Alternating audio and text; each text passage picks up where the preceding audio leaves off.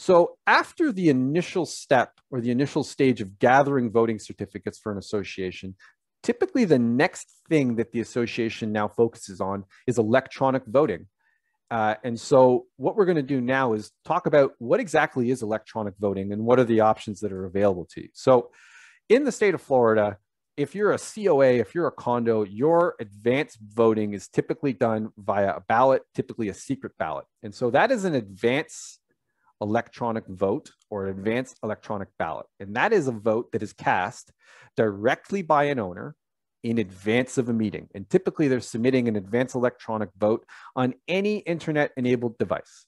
It can be on your smartphone, your tablet, your desktop, your laptop, your smart TV, anything at all. As long as the internet is connected to it and you can get your email up on it, then most voting platforms, and certainly Get Quorum, will allow your owners to submit advanced ballots directly prior to the meeting.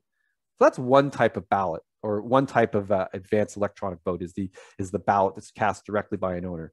Next, you have an electronic proxy. Now, this is more commonly found on the HOA side, and proxies have a bunch of different flavors. Namely, proxies may be general or they may be limited.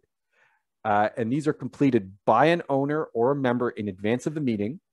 And a proxy gives another individual the authority to vote on your behalf at the meeting. Most commonly speaking, the board president is given proxies to vote as their authority at the meeting. So that's the second type of advanced vote, or the second type of electronic vote that we're going to be talking about today. And then the last type of electronic voting that we're going to talk about today is the real-time vote. And this is a vote that is cast electronically during the course of a virtual meeting. And that we will talk about later. So you've got your advanced electronic vote, which may be secret ballot or not. You've got advanced electronic proxies. These are both submitted in advance of the meeting. And then lastly, you've got the real-time vote for our clients that are hosting virtual meetings that is cast actually during the meeting. Why might you want to consider electronic voting? A lot of this stuff is pretty self-evident. First of all, it ensures that quorum is reached. Electronic votes, generally speaking, count towards quorum. So through electronic voting, owners and members can effortlessly submit an electronic vote that counts towards quorum.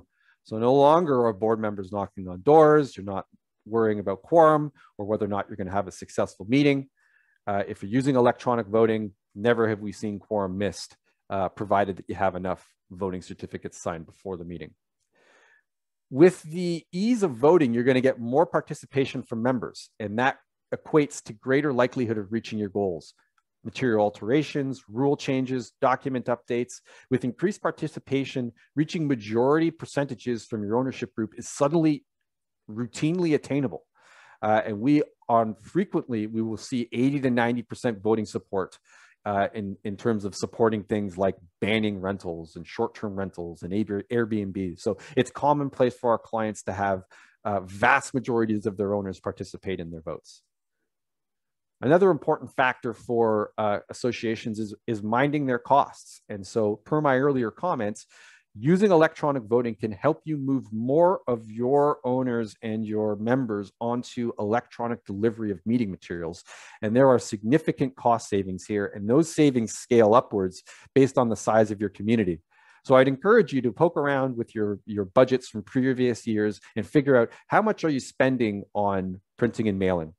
And if you chop that down by 60 or 70%, what is that worth to you over years of moving towards electronic communication? So another thing to consider. Finally, safe and secure. Electronic voting has cryptographic security, IP tracking, all kinds of other technological things I can throw at you. But at the end of the day, electronic voting has security measures layered in that ensures that your electronic voting is safe, secure, and most importantly, auditable. And that all of the information, all the data, if it is required, can be pulled apart and reported upon in the event that there's a contested election or that an audit is necessary.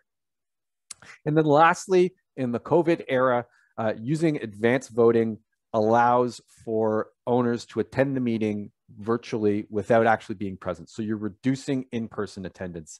And I think we can agree, generally speaking, these days, that fewer people clustering in rooms and gathering is probably for the better.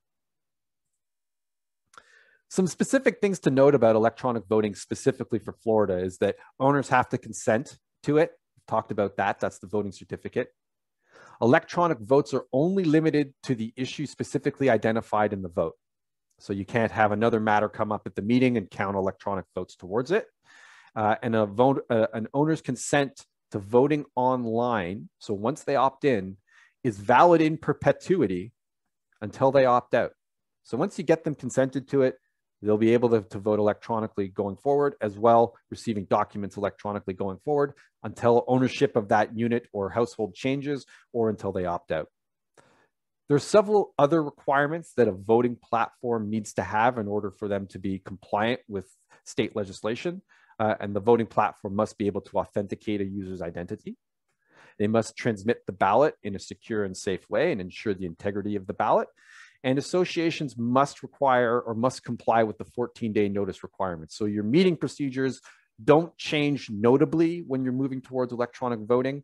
The only thing that changes from a timeline perspective is if you haven't previously collected voting certificates, you want to buffer in enough time before your 14-day notice on the HOA side to ensure that you've given your virtual meeting provider enough time to get voting certificates so everybody can participate. And at the end of the day, we've had all of this reviewed by a Florida condo and HOA lawyer to ensure that we're compliant with state legislations and requirements. So voting electronically with Get Quorum is pretty easy. We're going to give you a very quick look at how this works later on, but we're compliant. We support real-time voting, in-meeting voting, and advanced voting.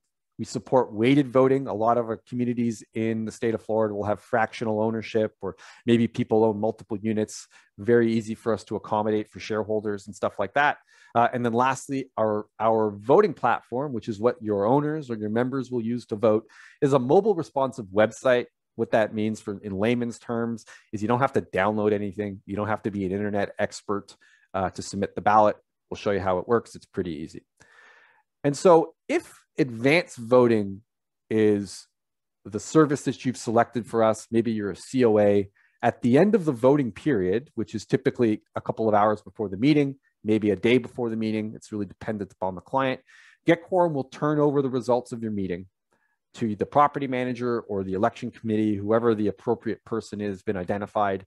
And from there, you would combine the electronic voting results with your paper-based result.